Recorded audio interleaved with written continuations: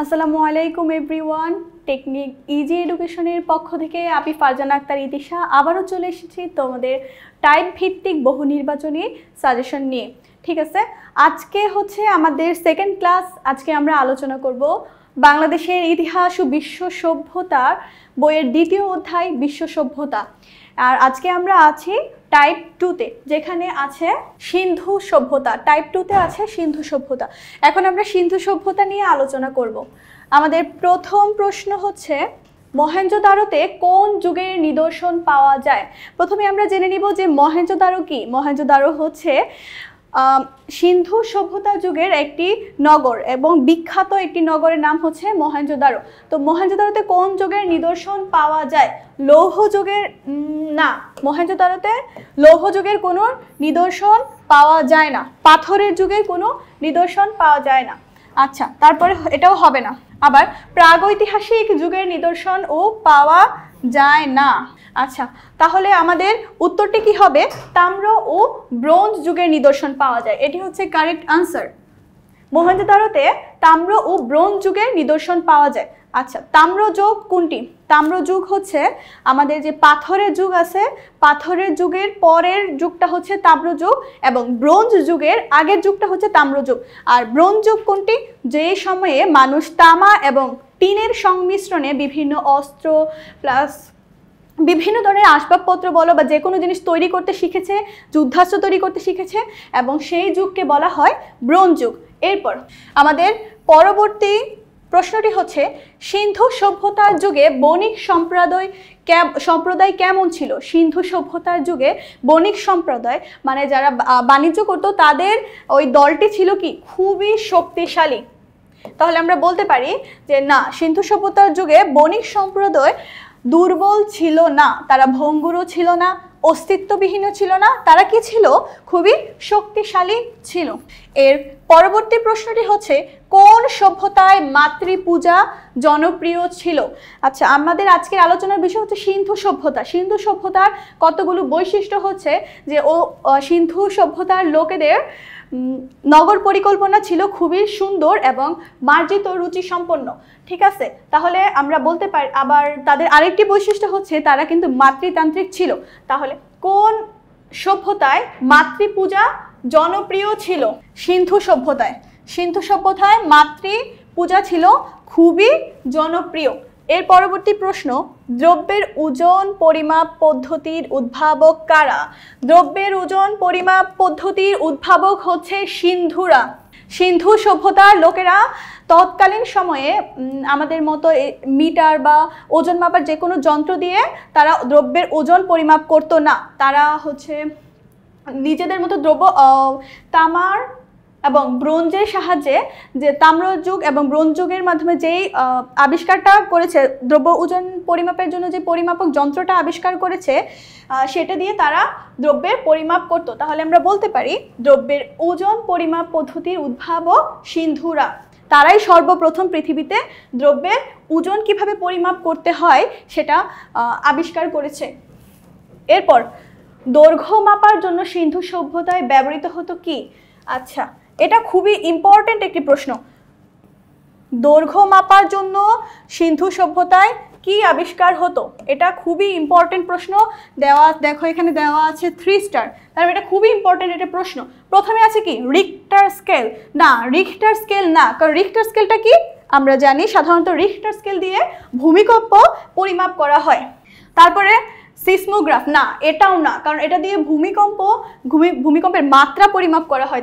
তার মানে Richter scale এবং সিসমোগ্রাফ দুইটা কিন্তু ভূমিকম্পের সাথে রিলেটেড। এটা কোনোভাবেই দৈর্ঘ্য পরিমাপের সাথে দৈর্ঘ্য মাপার সাথে রিলেটেড না।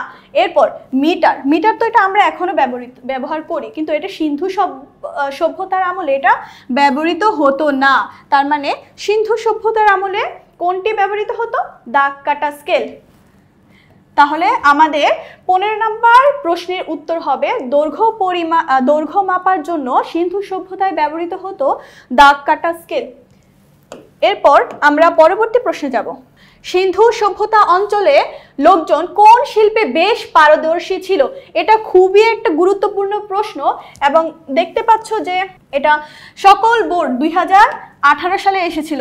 সকল বোর্ড 2018 সালে এই প্রশ্নটা এসেছিল, তারা কোন শিল্পে বেশ পারদর্শী ছিল। আমরা জানি সিন্ধু সভ্যতায় লোকজন মৃৎশিল্পে বেশ পারদর্শী ছিল, কারণ তারা মাটির তৈরি বিভিন্ন মূর্তি তৈরি করত, প্লাস হচ্ছে যে বিভিন্ন আসবাবপত্র, দৈনন্দিন জীবনে ব্যবহার্য জিনিসপত্র তারা মাটি দিয়ে তৈরি করত। তাহলে আমরা সহজেই বলতে পারি যে সিন্ধু সভ্যতার অঞ্চলের লোকজন মৃৎশিল্পে বেশ পারদর্শী ছিল। তাহলে আমরা বলতে পারি সিন্ধু সভ্যতা অঞ্চলের লোকজন মৃৎশিল্পে বেশ পারদর্শী ছিল। আমাদের পরবর্তী প্রশ্ন, মনে করো তুমি সিন্ধু সভ্যতার আলোকে একটি শহর তৈরি পরিকল্পনা করছো। এই শহরে থাকবে প্রশস্ত রাস্তা, পয়ঃনিষ্কাশন ব্যবস্থা এবং মিলায়তন। তাহলে মনে করো যে তুমি সিন্ধু সভ্যতার আলোকে নগর তৈরির পরিকল্পনা করেছো। সিন্ধু সভ্যতার একটি গুরুত্বপূর্ণ বৈশিষ্ট্য হচ্ছে তারা ছিল নগর পরিকল্পনা বা শহর তৈরি পরিকল্পনার ক্ষেত্রে খুবই শৌখিন।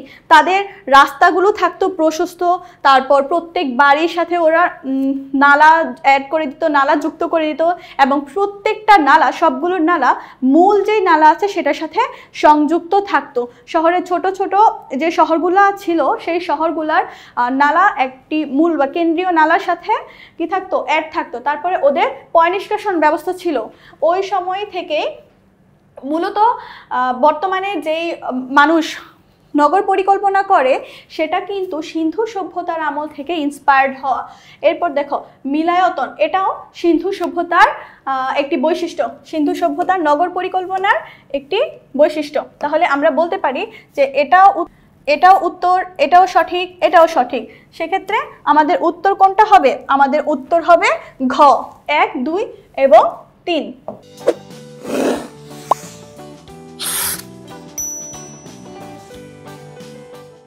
ঠিক আছে, এরপর উদ্দীপকটি পড়ে 18 ও 19 নং প্রশ্নের উত্তর দাও। উদ্দীপকটি পড়ে 18 ও 19 নং প্রশ্নের উত্তর দাও। উদ্দীপকটি হচ্ছে রহিমা বেগম একজন শিক্ষিকা, তিনি একটি বাড়ি তৈরি করেন। বাড়ির সীমানার মধ্যে পুকুর খনন করেন, চারদিকে প্রাচীর দিয়ে বাড়িটি বেষ্টন করেন, পর্যাপ্ত আলোর জন্য প্রবেশপথ, সারিবদ্ধ ল্যাম্পপোস্টের ব্যবস্থা করেন। তাহলে আমরা এই উদ্দীপকটা পড়ে বুঝতে পারতেছি যে এখানে ওনার বাড়ি তৈরির যে পরিকল্পনা সেটা বোঝানো হয়েছে। যেমন সিন্ধু সভ্যতার যুগে বাড়ি তৈরিতে ওরা কি করতো, চারপাশে দেওয়াল ব্যবহার করত, তারপর রাস্তায় সারি সারি ল্যাম্পপোস্ট থাকতো, আর রাস্তাটা একদম সারিবদ্ধ বা সোজা থাকতো, প্রশস্ত থাকতো। তারপর এগুলো হচ্ছে সিন্ধু সভ্যতার নগর পরিকল্পনার বৈশিষ্ট্য। এখন আমাদের প্রশ্ন হচ্ছে রহিমা বেগমের কর্মকাণ্ড কোন সভ্যতাকে স্মরণ করিয়ে দেয়? আমরা জানি যে সিন্ধু সভ্যতার নগর পরিকল্পনা সেটা ছিল খুবই সুপরিকল্পিত এবং শৌখিন প্রকৃতি যেটাকে বলে। তাহলে আমরা বলতে পারি রহিমা বেগমের কর্মকাণ্ড সিন্ধু সভ্যতাকে স্মরণ করিয়ে দেয়, কারণ সিন্ধু সভ্যতার নগরের পরিকল্পনা অন্য কোনো সভ্যতা কি করতে পারে না, টক্কর দিতে পারে না। ঠিক আছে, আমাদের পরবর্তী প্রশ্নে আমরা যাব। পরবর্তী প্রশ্ন হচ্ছে উক্ত সভ্যতার অন্যতম বৈশিষ্ট্য কি? এই যে আমি এতক্ষণে অনেকবারই বলে ফেলেছি যে সিন্ধু সভ্যতার অন্যতম বৈশিষ্ট্য হচ্ছে তাদের নগর পরিকল্পনা। তাহলে এখানে কি কি উত্তর আছে একটু দেখো। সৌন্দর্য না, সৌন্দর্য হবে না। বিলাসিতা না, ওদের মধ্যে বিলাসিতাও ছিল না। সচেতনতা না, এটাও সিন্ধু সভ্যতার বৈশিষ্ট্যের অন্তর্গত নয়। তাহলে আমাদের উত্তর কি হবে? নগর পরিকল্পনা। নগর পরিকল্পনাই হচ্ছে সঠিক উত্তর। আমাদের পরবর্তী প্রশ্নটি হচ্ছে উদ্দীপকটি পড়ে 20 ও 21 নং প্রশ্নের উত্তর দাও। চলো উদ্দীপকটি পড়া যাক। সাজিদের বাবা একজন পরিমাপের জন্য একটি ডিজিটাল মেশিন ক্রয় করে। সাজিদ তার বাবার কাছে জানতে চায়, যখন ডিজিটাল মেশিন ছিল না তখন মানুষ কি দিয়ে ওজন পরিমাপ করত? তখন তার বাবা বললেন, আগে মানুষ লোহার তৈরি বাটখারা ব্যবহার করত। ওজন পরিমাপের জন্য লোহার তৈরি বাটখারা ব্যবহার করত। আচ্ছা, উদ্দীপকে উল্লেখিত জেন মেশিনের ব্যবহার কোন সভ্যতার অবদানকে স্মরণ করিয়ে দেয়? আমরা জানি যে ওজন পরিমাপ, বিভিন্ন পরিমাপ পদ্ধতি, দৈর্ঘ্য পরিমাপ পদ্ধতি, তাছাড়া নগর পরিকল্পনা আর হচ্ছে এইসব কি সিন্ধু সভ্যতার আমলের নিদর্শন। তাহলে আমরা বলতে পারি উদ্দীপকে উল্লেখিত জেন মেশিনের ব্যবহার যে সভ্যতার অবদানকে স্মরণ করিয়ে দেয় সেটি হচ্ছে সিন্ধু সভ্যতা। আমরা ইজিলি বলতে পারি যে সিন্ধু সভ্যতাকে স্মরণ করিয়ে দেয়, কারণ ওরা কি কি আবিষ্কার করেছে, কিভাবে একটা নগর তৈরি করা যায়, মানে কি নগর পরিকল্পনা, তারপর ওজন পরিমাপক যন্ত্র, আবার হচ্ছে যে দৈর্ঘ্য পরিমাপের যন্ত্র, এইসব কি কারা আবিষ্কার করেছে? সিন্ধুরা আবিষ্কার করেছে। যন্ত্র বলতে ওদের থেকে মূলত শুরু হয়েছে যন্ত্রের আবিষ্কার, মানে ওদের ইন্সপাইরেশনে। আমার পরবর্তী প্রশ্ন হচ্ছে উক্ত সভ্যতা কোনটির জন্য বিখ্যাত ছিল? উক্ত সভ্যতা কোনটির জন্য বিখ্যাত ছিল? আমাদের প্রথম অপশন দেখো, সামরিক নৈপুণ্য প্রদর্শন। না, এটা না, সামরিক নৈপুণ্য প্রদর্শন ওদের কি ছিল না, এটা তাদের বৈশিষ্ট্যের মধ্যে অন্তর্গত নয়। তারপর জনগণের গণতান্ত্রিক সমাজ জীবন, না, এটাও সিন্ধু সভ্যতার কোনো বৈশিষ্ট্যের অন্তর্গত নয়। সরি, আমি ভুল করে টিক দিয়ে দিয়েছি। ওকে, আমার পরবর্তী অপশন হচ্ছে ধর্মীয় বিধিবিধানের কঠোরতা। না, ওদের মধ্যে কি ছিল না, ধর্মীয় বিধিবিধানের কোনো কঠোরতা ছিল না। তারপর দেখো সুপরিকল্পিত আবাসন ব্যবস্থা, এইটি হচ্ছে সঠিক উত্তর। সুপরিকল্পিত আবাসন ব্যবস্থা, বা এখানে সুপরিকল্পিত নগর ব্যবস্থাপনা দিলেও হয়ে যেত, একই উত্তর হতো। দিলাম 22 নম্বরে। তারপর দেখো নিচের প্রশ্নটি পড়ে 22 নং প্রশ্নের উত্তর দাও। চলো নিচের উদ্দীপকটি পড়া যাক। বিথি সুবহানপুর অঞ্চলে বসবাস করে। বিথি সুবহানপুর অঞ্চলে বসবাস করে। তার পরিবারের প্রধান হচ্ছে তার মা। তাদের সমাজে একক পরিবার প্রথা বিদ্যমান। তাদের পরিবারে একক পরিবার প্রথা বিদ্যমান। উদ্দীপকে বিথির সমাজ ব্যবস্থা কোন সভ্যতার প্রতিচ্ছবি? এটি খুবই গুরুত্বপূর্ণ একটি প্রশ্ন। উদ্দীপকে বিথির সমাজ ব্যবস্থা কোন সভ্যতার প্রতিচ্ছবি? এখানে দেখো দিনাজপুর বোর্ড 2023 সালে কিন্তু এই প্রশ্নটি এসেছিল। তাহলে আমরা জানি, একটু আগে আমরা পড়েছিলাম যে সিন্ধু সভ্যতার একটি বৈশিষ্ট্য হচ্ছে তারা মাতৃতান্ত্রিক, বা তাদের পরিবারের প্রধান হচ্ছে তাদের মা। তাহলে উদ্দীপকে বিধির সমাজ ব্যবস্থার সাথে কোন সভ্যতার প্রতিচ্ছবি পাওয়া যাবে? অবশ্যই সিন্ধু সভ্যতা। মিশরীয় সভ্যতা বাদ, গ্রিক সভ্যতা বাদ, রোমান সভ্যতাও বাদ। এটার উত্তর হবে সিন্ধু সভ্যতা। এরপর আছে 23 নাম্বার। 23 নম্বরে আরও একটি উদ্দীপকটি পড়ে 23 ও 24 নং প্রশ্নের উত্তর দাও। মাহি সোনারগাঁয়ের পানাম নগরী পরিদর্শনে গিয়ে দেখলো উন্নত নির্মাণ শৈলী ও সুন্দর কারুকার্য মণ্ডিত বেশ কিছু দালান রয়েছে, যেখানে পানির চলাচলের উন্নত ব্যবস্থা বিদ্যমান, রাস্তাগুলো বেশ প্রশস্ত। আচ্ছা, সোনারগাঁওয়ের সব থেকে সমৃদ্ধ এলাকাটি হচ্ছে পানামনগর, যেটা আমরা ছোট থেকেই জেনে এসেছি। তাহলে দেখো প্রশ্নটি কি হচ্ছে, সোনারগাঁওয়ে দেখা নগরীর সাথে তোমার পাঠ্য বইয়ের কোন সভ্যতার মিল পাওয়া যায়? মাহির দেখা নগরের সাথে তোমার পাঠ্য বইয়ের কোন সভ্যতার মিল পাওয়া যায়? দ্য কারেক্ট আনসার ইজ সিন্ধু সভ্যতা। কারণ পানামনগর হচ্ছে খুবই সমৃদ্ধ একটি এলাকা বা নগরী বলা চলে। আর পানামনগরে কি রয়েছে? প্রশস্ত রাস্তা রয়েছে, তারপরে সুন্দর কারুকার্য রয়েছে। আর আমরা জানি সিন্ধু সভ্যতার বৈশিষ্ট্য হচ্ছে কিন্তু সুন্দর নগর পরিকল্পনা, সুপরিকল্পিত রাস্তা, প্রশস্ত রাস্তা, তারপর রাস্তার সাইডের ল্যাম্পপোস্ট, এগুলো হচ্ছে সিন্ধু সভ্যতার সাথে অন্তর্ভুক্ত। তোমাদের সিন্ধু সভ্যতা থেকে মাস্ট এরকম একটা কোয়েশ্চেন থাকবে যেটার আনসার হবে নগর পরিকল্পনা। এটা আমি ড্যাম শিওর, কজ প্রত্যেক বছরে এই নগর পরিকল্পনা রিলেটেড কোনো না কোনো কোয়েশ্চেন সিন্ধু সভ্যতা থেকে এসেছে। এরপর দেখো মাহির দেখা এই বিষয়গুলো হতে আমাদের সভ্যতা কি অনুসরণ করতে পারে? এই যে মাহির দেখা এই বিষয়গুলোর সাথে বিষয়গুলো হতে আমাদের সভ্যতা কি অনুসরণ করতে পারে, কি অনুসরণ করতে পারে? আমরা সিন্ধু সভ্যতা, আমাদের বর্তমানে যে শহরগুলি আছে সেই শহরগুলির যেই নগর পরিকল্পনা বা শহরগুলির রাস্তা, পানি নিষ্কাশন ব্যবস্থা, পয় নিষ্কাশন ব্যবস্থা, এগুলো কিন্তু অনেকটাই এবং বেশিরভাগই সিন্ধু সভ্যতার আমলে নগর পরিকল্পনার সাথে মিল রয়েছে। তাহলে আমরা বলতে পারি প্রথমে কি আছে, মাহির দেখা সভ্যতা, আমাদের সভ্যতা কি অনুসরণ করতে পারে? সৌন্দর্য না, সৌন্দর্য অনুসরণ করতে পারে না। এই সেম প্রশ্ন আমরা একটু আগেও পড়েছিলাম। বিলাসিতা না, তাও অনুসরণ করতে পারে না। মানে সমাজ ব্যবস্থা সেটাও না। নগর পরিকল্পনা, কারণ এইগুলো আমরা অনুসরণ করতে পারতাম, কিন্তু সব থেকে বেশি সিন্ধু সভ্যতার যে গুরুত্বপূর্ণ বৈশিষ্ট্য সেটি হচ্ছে নগর পরিকল্পনা, যেটা আমাদের দৈনন্দিন জীবনে প্রত্যেক নগরে বা প্রত্যেক শহরে দেখা যায়। তাই আমরা বলতে পারি যে মাহির দেখা এই বিষয়গুলো হতে আমাদের নগর পরিকল্পনা, আমাদের সভ্যতা নগর পরিকল্পনা অনুসরণ করতে পারে। আমার এরপরের প্রশ্ন, উদ্দীপকটি পড়ে 25 ও 26 নং প্রশ্নের উত্তর দাও। উদ্দীপকটি পড়ে 25 ও 26 নং প্রশ্নের উত্তর দাও।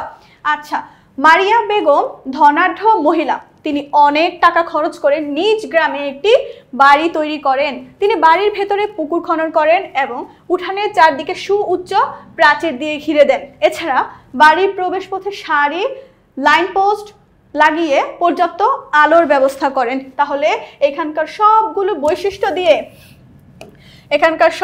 বৈশিষ্ট্য দেখে আমরা কি বুঝতে পারতেছি যে এটা সিন্ধু সভ্যতাকে নির্দেশ করেছে।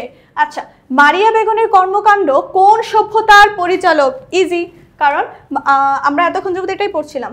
মারিয়া বেগমের কর্মকাণ্ড সিন্ধু সভ্যতার পরিচায়ক, কারণ এটা সিন্ধু সভ্যতার পরিচয় দেয়। আর মিশরীয় সভ্যতা দেয় না, গ্রিক সভ্যতাও দেয় না, রোমান সভ্যতাও দেয় না। তার মানে এটা সঠিক উত্তর কি হবে? সিন্ধু সভ্যতার পরিচয় দেয়। তার পরবর্তী প্রশ্ন, উক্ত সভ্যতা গড়ে উঠেছিল পাকিস্তান ও পাঞ্জাব নিয়ে, ভারতের পাঞ্জাব নিয়ে, গুজরাটের বিভিন্ন অংশ নিয়ে। উক্ত সভ্যতা বলতে সিন্ধু সভ্যতাকে বোঝানো হয়েছিল। সিন্ধু সভ্যতা গড়ে উঠেছে পাকিস্তান ও পাঞ্জাব নিয়ে, ভারতের পাঞ্জাব নিয়ে, গুজরাটের বিভিন্ন অংশ নিয়ে। তার মানে এখানে আমরা দেখতে পাচ্ছি তিনটা উত্তরই আমাদের সঠিক। সেক্ষেত্রে আমরা নিচে কোনটাতে ভরাট করব? যে ঘ নাম্বার, যে আমাদের তিনটা প্রশ্নের উত্তরে কি সঠিক। তাহলে 27 নাম্বারটা কি ছিল আমাদের? ওপরের চিত্রটি কোন সভ্যতার নিদর্শন? ওপরের চিত্রটি কোন সভ্যতার নিদর্শন? আমাদের চিত্রটি হচ্ছে এই, যেটা দেখে আমরা কি বুঝতে পারতেছি? এটি একটি নগর পরিকল্পনা। এই চিত্রটি দেখে আমরা কি বুঝতে পারতেছি? এটি একটি সুন্দর নগর পরিকল্পনা। তাহলে সুন্দর নগর পরিকল্পনা কোন সভ্যতার সাথে রিলেটেড? অবশ্যই সিন্ধু সভ্যতার সাথে রিলেটেড। তাহলে এটার সঠিক উত্তরটি হবে সিন্ধু সভ্যতা। উপরের চিত্রটি সিন্ধু সভ্যতাকে নির্দেশ করে।